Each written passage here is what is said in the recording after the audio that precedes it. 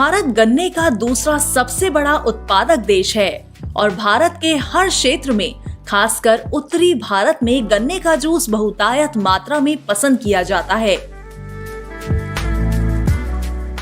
इसकी सबसे बड़ी वजह यह है कि गन्ने की तासीर ठंडी होती है, इसलिए ये गर्मियों में ऊर्जा और शीतलता दोनों प्रदान करती है। ऐसे में गन्ने के रस की प्रोसेसिंग कर उसकी शेल्फ लाइफ बढ़ाकर व्यापार करना काफी फायदेमंद साबित हो सकता है। आप सभी ने तपती गर्मी में सड़क किनारे गन्ने के जूस का स्वाद तो लिया ही होगा। वहीं अगर ये जूस आपके घरों तक ठंडी सील्ड बॉटल्स में पहुंचे तो उसका मजा ही कुछ और होगा। और आज उद्यमी की इस इंडस्ट्रियल डॉक्यूमेंट्री के माध्यम से पैक्ड गन्ने का रस का व्यापार कैसे शुरू करें, इसके बारे में आपको सारी जरूरी जानकारी से हम रूबरू करवाएंगे, ताकि आप भी गन्ने के रस का व्यापार जल्द से जल्द शुरू कर सके और मुनाफा कमा सकें। तो चलिए सबसे पहले जानते हैं कि packed sugar cane juice business शुरू करने के लिए आपको किन रॉ मटेरियल्स की आवश्यकता पड़ेगी। रॉ मटेरियल्स के तौर पर आपको sugar cane, lemon, mint, ginger, black pepper, salt और इंग्रेडिएंट्स आदि की आवश्यकता होगी।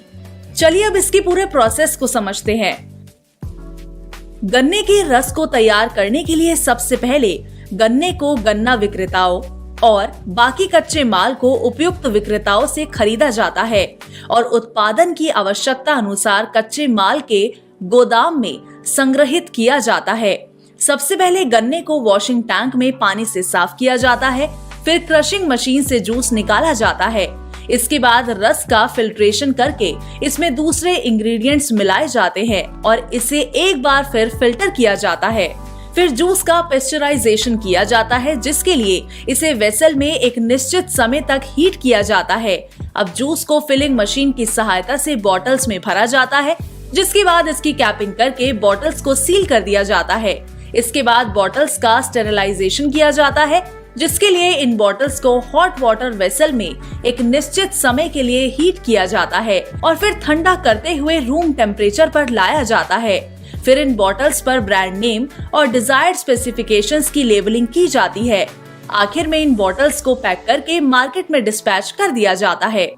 लेकिन इस प्रक्रिया को पूरा करने के लिए कुछ मशीन्स और इक्विपमेंट की आपको मदद लगती है, जैसे sugar cane washing tank, sugar cane crushing machine, pasteurization vessel, filling machine, capping machine, sterilization vessels और लेबलिंग मशीन।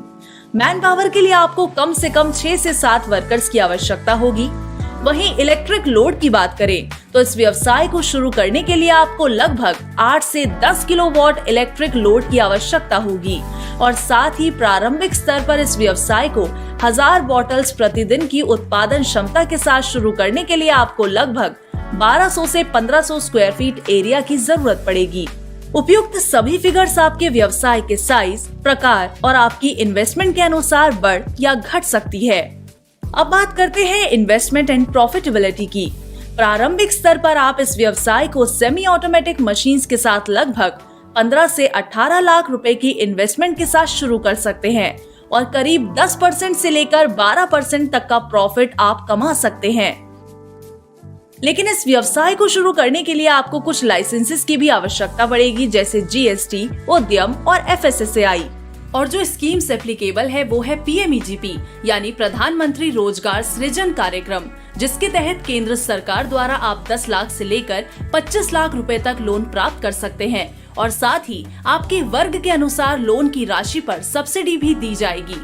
इस व्यवसाय को शुरू करने के लिए आप केंद्र और राज्य सरकारों द्वारा चलाई जा रही अन्य सब्सिडी और अनुदान योजनाओं का भी लाभ उठा सकते हैं। उद्यमी की